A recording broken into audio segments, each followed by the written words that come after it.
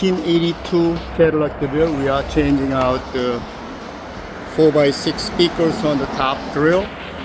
First thing you're gonna do is remove this. There's a one here, one on the other end. There are two Phillips screws on the top next to the grill. Remove that. The top dash should come out.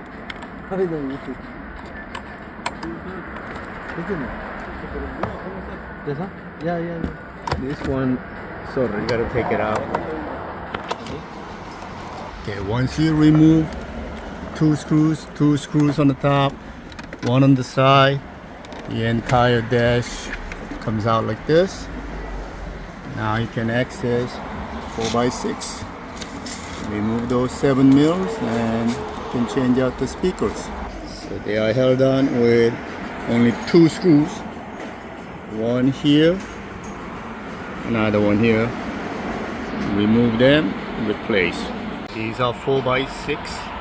Once you remove two screws, speaker comes out and you simply lift up this locking tab, unplug.